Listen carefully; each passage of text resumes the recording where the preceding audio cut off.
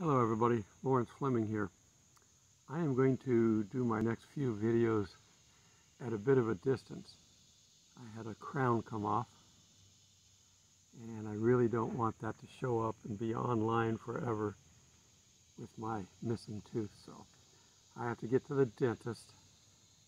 Today is Monday. It happened over the weekend, so I haven't been able to talk to anybody. So hopefully I can get to the dentist that I used to go to and he can fix it. If not, I have to get out and start searching. Finding a good dentist is like finding a good mechanic. Sometimes you have to do trial and error, and I don't know what that means, so what I'm going to run into. In any case, I had one comment on my last video that he didn't like all the graphics, I guess, the bells and whistles. What I am going to do, and this is just to let everybody know, I don't plan on doing studio shots like that all the time, but when I do a move, I either don't do a video or I do a studio shot because I'm too tired from the move, because I have to break down my camp, drive to the new location, set it up. I don't want to go for a hike. I don't want to go out any place. I just want to sit in my tent and relax. Now, I'm not drinking in my tent, but I'm relaxing. And I like to do the video for the next day in my tent so that I don't have to go out. It is tiring to do all this because I have a larger camp now than I used to. And I've got, I don't know if you can see, but I'm right here. And I have a tarp that I put up over the top of it that serves a couple of purposes. Shade, because if the sun's beating down, it only hits the tarp, it doesn't hit the tent. If the sun hits the tent, it gets very hot. And I'm actually going to try to get a larger tarp. That's the one that went with the old tent.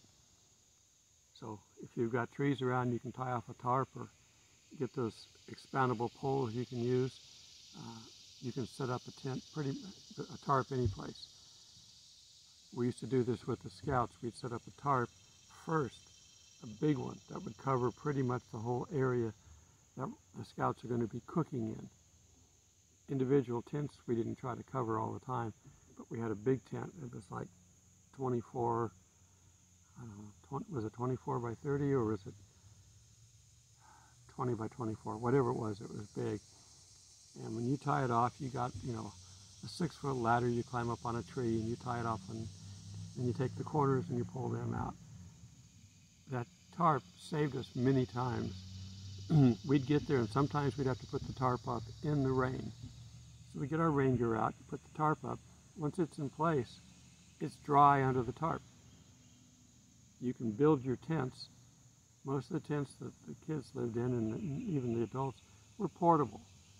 You build it, and then you pick it up, and you move it to where you're going to camp, and then you set the tent down, stake it down, and it's ready to go. But you build it underneath. Because if I build this in the rain, the inside of my tent's going to be wet.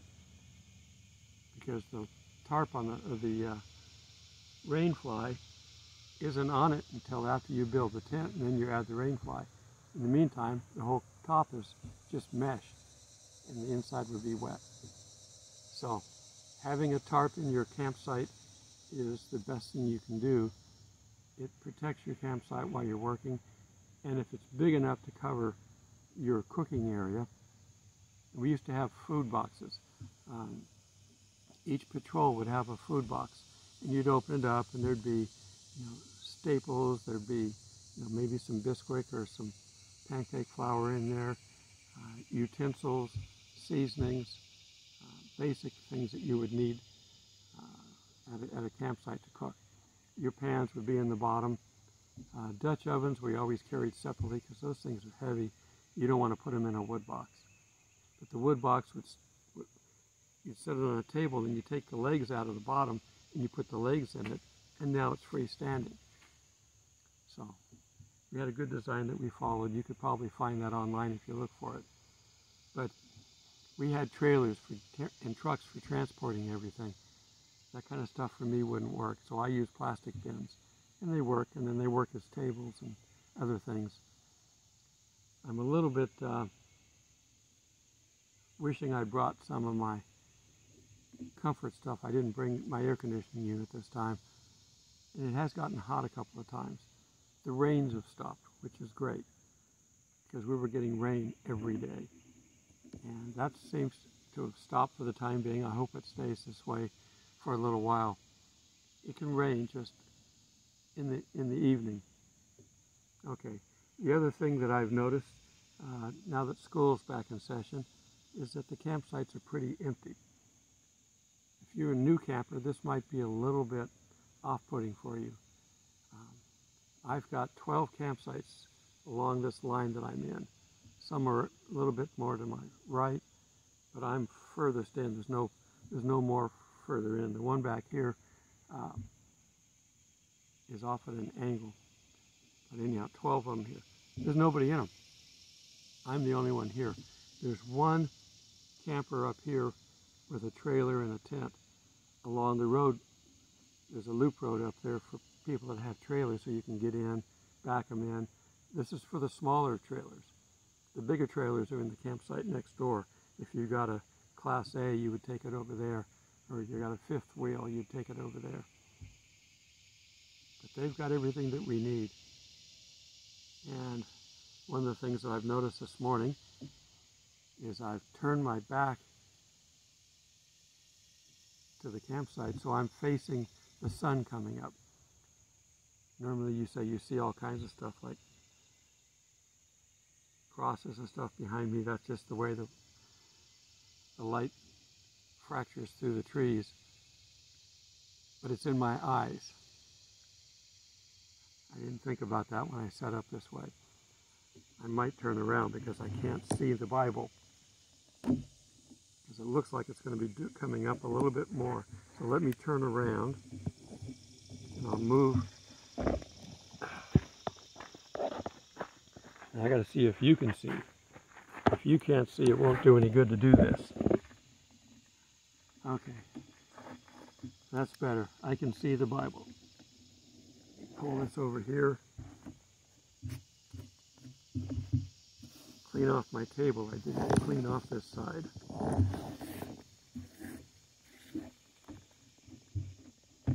Okay, there we go. We're cooking now. All right. The world is still in turmoil. I don't know if we have a rapture coming up soon. We can hope. But we are going to have some tough times coming up. I've talked about it in the past, about our government getting ready to pull something. And it's not just our government. It's the government of Israel. They're having elections too. Theirs are after ours. But we've got two major countries have elections. Our illustrious, fearless leader, I don't want to use his name. I had one hit on a video a couple videos back. They don't tell you what it was, so I got to be careful what I say. Is bound and determined to do everything he can to harm Israel. You harm Israel, God comes after you. We're doomed. This country is doomed. We're not going to get rid of these people. Our illustrious leader has got at least 2 more years anyway, as long as he lives that long. So he's going to keep doing the same policies that we've been seeing, which aren't good. Israel's dealing with a lot of it. That's why they're being proactive on a lot of this stuff, because they know they can't count on us. Now, a lot of their Air Force we supplied, so they have to be careful that they don't totally turn us off. But if we totally become a representative of Satan, which is where we're headed, they will have to. People think they may be doing what's right, but they're wrong. They're being misled. The greatest liar in the world is Satan. So we've been reading out of the book of Matthew, and I'm going to continue to do that. Nothing like getting it from the horse's mouth, so to speak. I can see my tooth missing now. I'm better off to have this. No, I think the sun would have shown up more. I can't get you any further back. Let me see if I can turn this.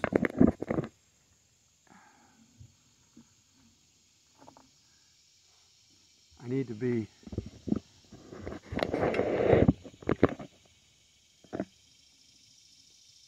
backing up. That'll work. Trial and error until you get it right.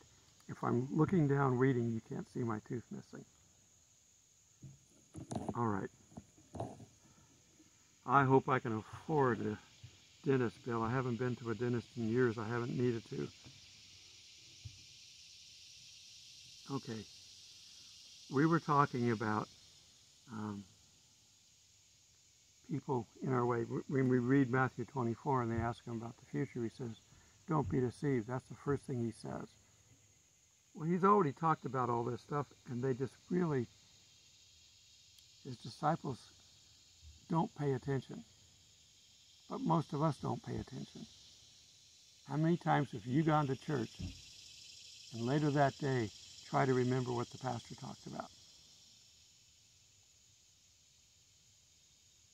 10% maybe is what we remember, unless you write it down. And then you have to go back over the notes to try to get it in your brain. If you just write it down, okay, maybe you learn 30%, 40% for a short while. But if you don't refresh it, you won't remember it. And that's us, and we're Christians, and we're trying to learn. What do you think it's going to do to somebody who's not a Christian and you're trying to win them over? You tell them something, they're not going to remember it. Now, you treat them nice, they're probably going to remember that better than what you tell them. So treat them nice and tell them. Have them come back and want more. Okay. I'm going to read Matthew 7:13. Enter by the narrow gate, for wide is the gate and broad is the way that leads to destruction. There are many who will go by it, most of the world. Because narrow is the gate and difficult is the way which leads to life, and there are few who will find it. Few. Most are going in the lake of fire. It's sad. Beware of false prophets who come to you in sheep's clothing. Satan's going to put a lot of people out there that, quote, are religious leaders. Be careful who you follow. He will tell a truth till the end, and then there's a small lie at the end. That's how he infiltrates. Come to you in sheep's clothing, but inwardly are ravenous wolves. You will know them by their fruits. Do men gather grapes from thorn bushes or figs from thistles? Even so, every good tree bears good fruit, but a bad tree bears bad fruit. A good tree cannot bear bad fruit, nor can a bad tree bear good fruit. His analogies, they're always good. Every tree that does not bear good fruit is cut down and thrown into the fire. A little future prophetic message there. And here's the important part that you need to make sure that you're right with. Not everyone who says to me, Lord, Lord, shall enter the kingdom of heaven, but he who does the will of my Father in heaven. We can claim to be Christians. Make sure you are. I'm sure that most of you are, but we have people all over the world here. Let's make sure that everybody is convinced, 100% convinced you're a Christian, because you won't get in otherwise. Being a Christian means that you're forgiven. You're allowed to enter heaven. If you're not a Christian, you're not going to enter heaven. Plain and simple. It's a narrow gate. It's one way.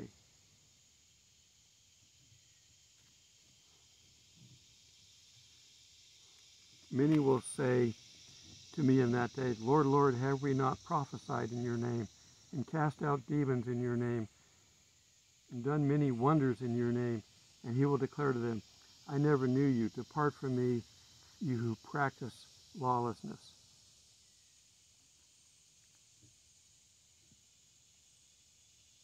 If you're truly a Christian, we will see it.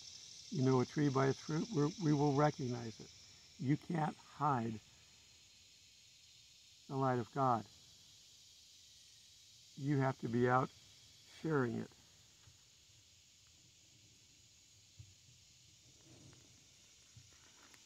Where am I going? I'm going over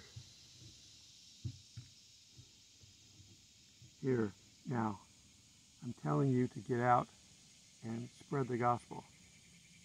If you don't want to do it alone, do it in a group.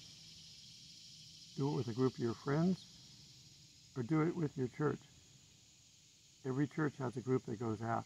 If you don't want to do anything but watch for a little while, that's fine. Just go and watch and pray. Your prayer will bring wonders that you can't imagine. And when he had called, I'm in chapter 10, verse 1. And when he had called his 12 disciples to him, he gave them power over unclean spirits to cast them out, and to heal all kinds of sickness and all kinds of disease. Now the names of the 12 apostles, and you should know at least half of these. Simon is called Peter.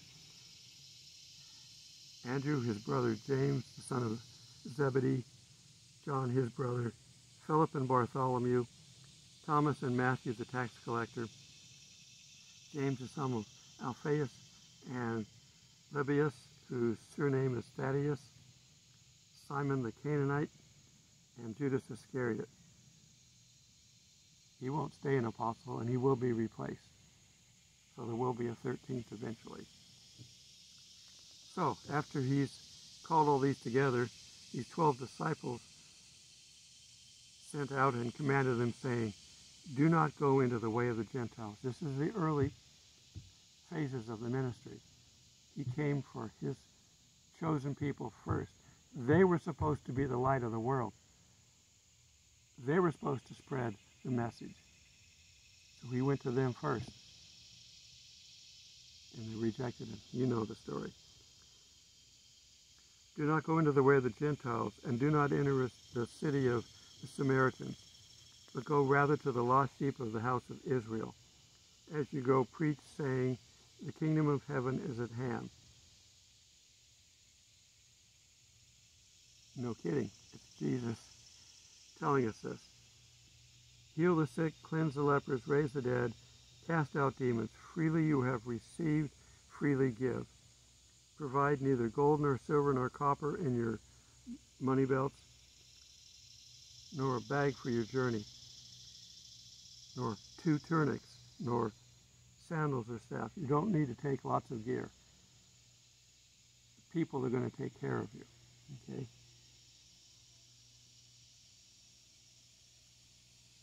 For, nor sandals nor staff, for a worker's worthy of his food. Now, whatever city or town you enter, inquire who when it is worthy. Now, these were small towns, so everybody knew each other. If you've ever lived in, a rural area of your state, everybody knows everybody. Trying not to smile so you don't see my tooth, but that was interesting that a leaf comes flying down. And everybody knows everybody. You can't get away with anything. If you're a good person, they're going to know. If you're a sinful person, they're going to know. Now, God knows individually, but towns can know as well.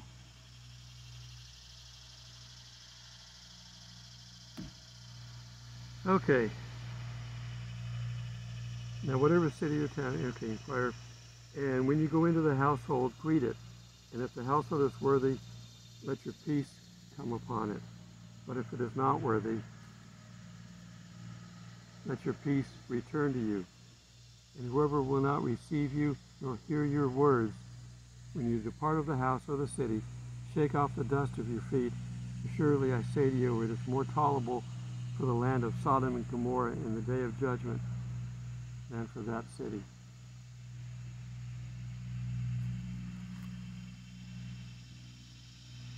Now, I like reading some of the commentaries. What do we have here?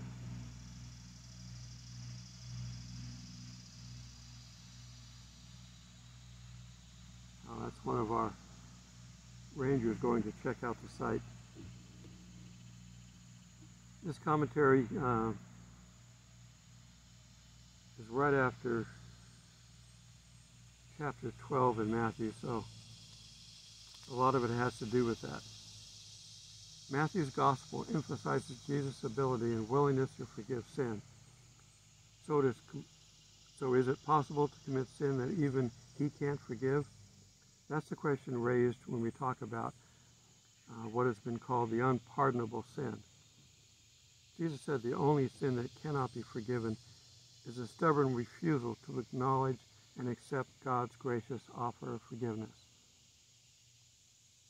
The sin that can't be forgiven is not to accept Christ. If you've accepted Christ, you have eternal life. You cannot give that up if you truly accepted Christ. We just read earlier on, though, that people are going to say, didn't we do this in your name? But they didn't accept Christ to do that. His name is powerful. His name opens doors. But it's his blood that gives life. And if you don't accept that, you don't get into heaven. Continuing on. God's gracious offer of forgiveness, and then to turn our backs on God. The Holy Spirit works to convict us of our sin and to move us towards a saving relationship with God through Jesus' death on the cross. Those who close their hearts and minds to him will die in their sins and miss the chance to know his forgiveness. In Jesus' day, many religious leaders walked this dangerous path. In opposition to Jesus, they closed their minds to the evidence. He presented them in his preachings and his miracles. At one point, they even attributed the work of God to Satan. Anything to get him to go away. They didn't want to have anything to do with it, because that means that they would have had to have changed their life.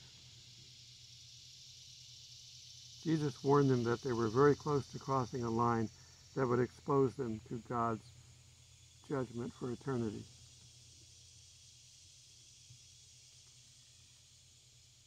And Jesus described the unpardonable sin as blasphemy against the Spirit. In biblical terms, blasphemy means to speak out with harm against something or someone. Blasphemy against God is rooted in the inherent disrespect for him and represents an attack against his nature and character.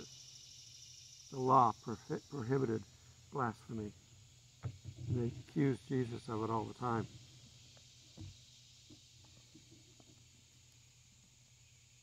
Once you're saved, you're always saved. And you will do works because you're saved. You may try doing works first, it won't work. You can do all kinds of good things for helping people, and you're a nice person. There's going to be nice people in hell because they refuse to accept, which I can understand. If you're a nice person, how can you refuse to accept the God in heaven who's given us a free gift? All we have to do is accept it. And then when the works that you go out and do are being done for God, then you'll be storing up treasures for heaven. If you're doing it without God, you're storing up treasures on earth. and this earth is going to be burned up. We all have a limited life. And as we get closer to the very end, that could even be shorter. Many are thinking that we have the rapture this year. Could be, I don't know. I'm prepared either way. But whether it's this year or next year, that's not a long time. We have to get the word out. Each one of us has to get the word out. Now, if you want to do like I do and start a video channel, feel free. In this kind of business, competition is appreciated. Get out of here. I don't mind flies. I don't like mosquitoes or yellow jackets. Both of them are damaging. All right, I got to go call a dentist to see if I can get an appointment. The way things are lately, they probably say you can see me next May 6th or something. I thought about getting some glue and trying to glue it back myself, but the crown, I still got it. And I didn't bite into a jawbreaker. I took a bite out of a piece of pizza from the tip. It was soft bread and cheese, and that pulled it out. I think it was the suction that it was already probably loose. So fortunately, I still have it, and I didn't bite into it. It's not damaged. I'm not sure that the post is good enough, but we'll have to find out.